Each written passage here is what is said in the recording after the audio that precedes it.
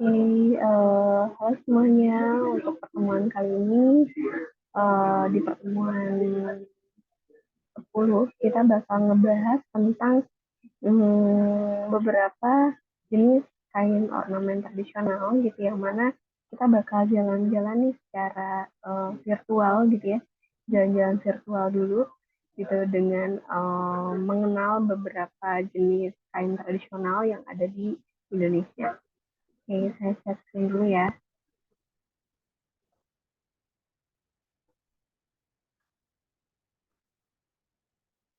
Oke.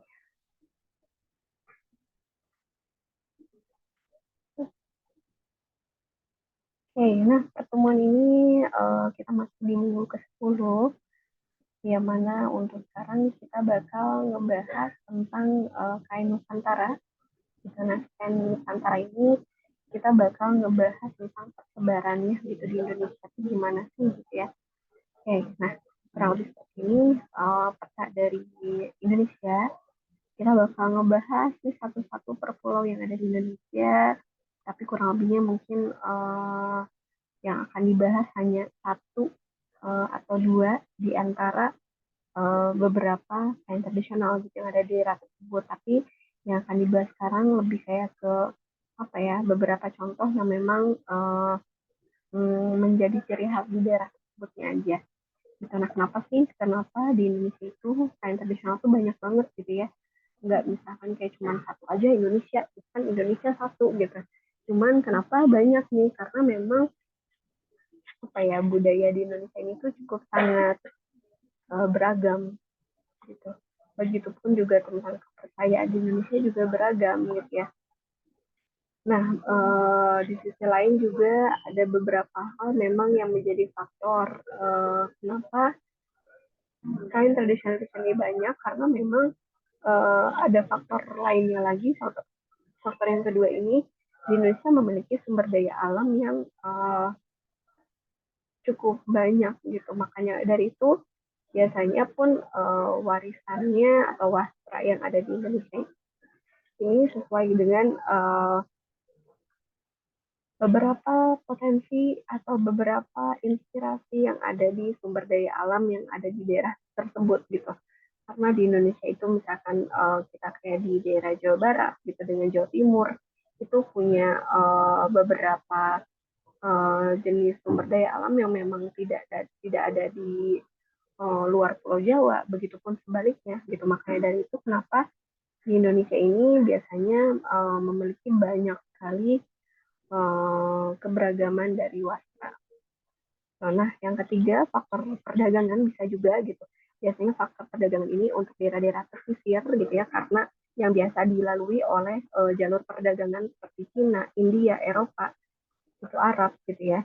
Nah, itu juga menghasilkan beberapa jenis ornamen dan kain tradisional yang memang hidup di Indonesia juga gitu. Mungkin kita banyak dikenalnya lebih dengan istilahnya apa ya, punya akulturasi budaya gitu, percampuran budaya.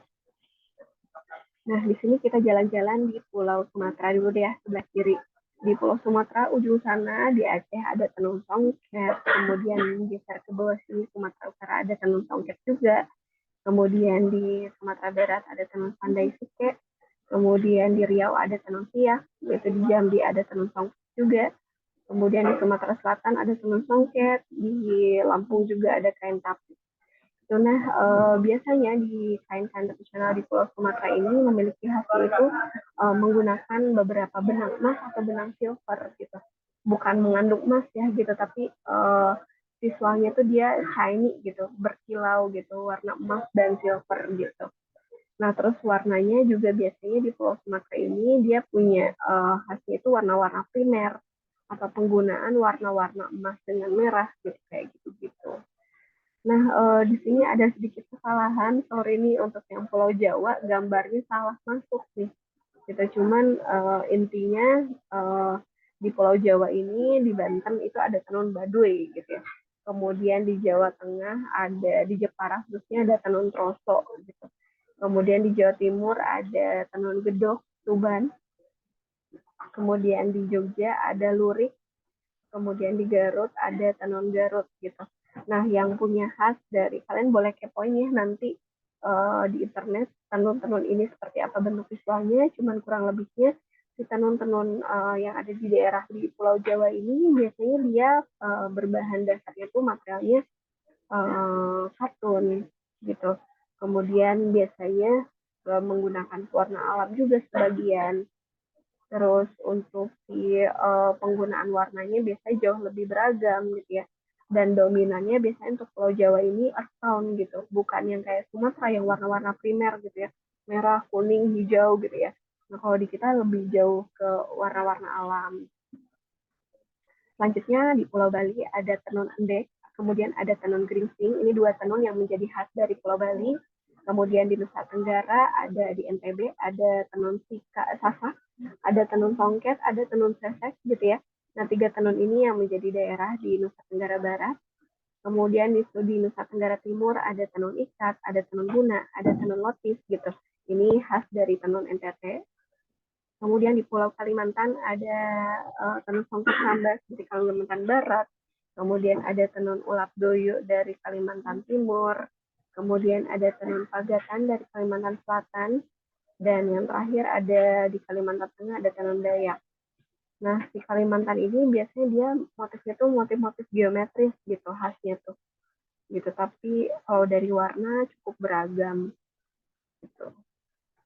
Selanjutnya di sini ada di Pulau Sulawesi. Sulawesi di sini ada Sulawesi Barat, ada tenun Mandar, Sulawesi Tengah ada tenun Donggala, kemudian di Bugis ada tenun Sengkang, di Sulawesi Selatan ada tenun Toraja, di Sulawesi Tenggara ada tenun Buton. Tenun Buton ini ada dua jenis ya, ada yang garis-garis sama kotak-kotak. Katanya sih, kalau menurut kebetulan saya pernah apa ya, pernah ada project juga di sana. Jadi tenun buton itu kalau yang garis-garis biasa dipergunakan oleh laki-laki, kalau yang kotak-kotak biasanya untuk perempuan. Selanjutnya di sini di Pulau Maluku ada yang khasnya itu ada tenun ikat tanimbar. Kemudian di Papua ini terakhir di Indonesia sebelah sana ada tenun terko. Oke. Nah, kalau kita berdasarkan tekniknya tadi, itu kan kita banyak bahasnya tenun ya, gitu yang berdasarkan teknik secara kit lah gitu intinya. Nah, sebetulnya kalau di Indonesia sendiri dia ada dua jenis kok gitu, nggak cuma tenun aja gitu. Tapi ada juga yang non tenun atau dengan menggunakan teknik kekerasan. Nah, kalau yang tenun berarti kan kayak tadi ya, gitu menyusun benang menjadi sebuah kain gitu, menjadi selembar kain. Nah, biasanya si tenun ini dia ada dua jenis, ada tenun tradisional sama tenun modern. Tenun tradisional itu ada gedogan atau ada juga yang pakai ATBM. Kalau yang modern itu ada tenun mesin. Nih, gedogan kayak gini, ada yang pernah nyoba nggak nih tenun gedogan? Asik loh, kalau mungkin kalian nanti ada kesempatan ya, gitu, ada kesempatan misalkan kalian main ke suatu daerah, atau mungkin kalian ada berkunjung ke suatu event pameran gitu ya, di Jakarta, di kita biasanya ada event tahunan namanya Meet the Makers. Meet the Makers ini event tahunan biasanya diagendakan itu Oktober November gitu atau akhir-akhir tahun yang mana biasanya menghadirkan beberapa pengrajin di berbagai macam pulau di Indonesia gitu. Salah satunya ada yang kayak teknik batik, teknik tenun apa gitu ya. Yang mana di event tersebut kita sebagai pengunjung itu tuh diperbolehkan untuk mencoba atau mengikuti atau belajar gitu dari pengrajinnya langsung gitu. Nama eventnya Meet the Makers ya di Jakarta gitu. Nah ini yang saya pakai tenun gedogan ini ada juga biasanya di sana. Ini ATBM. TBM ini sangat berbeda dengan gedogan ya. Kalau gedogan ini kan ada dua jenis juga nih gedogan. Ada yang bisa udah bentuk struktur kayak gini, tinggal masang gitu ya. Ada juga yang masih benar-benar manual banget nih, tongkat digulung ujung sana yang benang lungsinya aja, terus di bawah yang udah ditenun udah jadi gitu. Terus ini stick-stick di sini, kayu-kayu di sini, tongkat-tongkat ini untuk tanda warna benang lungsi gitu. Seru loh, kalau kalian ada kesempatan harus banget ya cobain. Nah, kalau ATBM dia strukturnya udah kita susun sebelumnya gitu. Nah, kemudian kalau tadi yang gedogan, kenapa namanya gedogan? Karena si ketukan ini, si tongkat ini harus ditekan kenceng nih, yang mana biasanya bunyinya tuh gedok, gedok, gedok, gitu. Makanya kenapa namanya gedokan gitu. Nah, kalau ATBM ini, yang digedok atau penyisirnya itu, penguat benang itu, si ini nih, si udah bentuknya udah terstruktur kayak gini, gitu. Ini benang yang belum disusun, ini yang udah ditenun, tapi ini masih manual, ini ATBM. Nah, sangat berbeda dengan tenun mesin. Kalau tenun mesin ini biasanya semua udah yang berjalan tuh yang mesin gitu. Nggak ada tenaga manusianya gitu. Lebih kayak ke oh, untuk motifnya gimana gitu atau warnanya gimana. Nah, itu lebih kayak ke disusun sebelum mesinnya berjalan. Kemudian motifnya itu biasanya dihasilkan dari codingan kartu-kartu. Jadi biasanya dibuat kartu-kartu untuk motifnya sampai hasilnya nanti dibaca sama mesin sampai nanti udah langsung otomatis aja gitu. Biasanya kalau gedogan sama TBM itu si panjang kainnya itu terbatas, apalagi gedogan ya, karena disusun di tiang kayak gini kan otomatis nggak bisa terlalu panjang gitu. Nah kalau ATBM agak mending, agak bisa lumayan panjang lah gitu, karena roll di bawahnya lumayan besar. Nah, kalau ATM atau alat tenun mesin ini biasanya sangat banyak banget gitu. Kayak misalkan kain-kain yang dijual meteran tuh, itu biasanya pakai tenun mesin. Nah, ada juga yang biasa digunakan dengan teknik reka rakit gitu. Yang tadi itu biasanya ada yang istilahnya tenun songket atau tenun ikat gitu. Tenun ikat di sini ada yang diikatnya cuma pakannya aja, atau ada yang lungsinya aja, atau ada lungsi dan pakannya diikat. Nah, biar lebih jelas, langsung ke contoh aja. Ini kalau tenun dengan struktur songket ini kayak gini, jadi ngasilin motifnya itu dari benang pakan yang dimasukin gitu. Nah, ini tenun songket gitu. Nah, beda dengan si tenun ikat. Kalau tenun ikat, ngasilin motifnya itu dengan cara antara benang lungsinya atau benang pakannya atau benang lungsi dan pakannya itu dicelup dulu gitu. Dibuat motif nih kayak gini nih, lihat yang tengah. Jadi kayak pas satu benangnya udah disusun, kemudian diikat-ikat membentuk motif, dicelup dulu di warna, baru nanti dimasukin ke alat tenun gitu, disusun di alat tenun gitu. Yang mana pas waktu proses pemasukan benang pakan itu nanti hasil motifnya kayak gini kurang lebih. Jadi biasanya kalau benang apa ya tenun ikat ini hasil motifnya tuh ada kayak keluar-keluar kayak gini, ini bukan karena disengaja atau gimana ya gitu, karena logikanya kan ini disusun sebelumnya nih di pola gitu, tapi pas giliran udah disusun lagi pasti kan otomatis ada yang bergeser sedikit-sedikit tuh gitu. Nah, tapi itu biasanya jadi khas dari sistem ikat.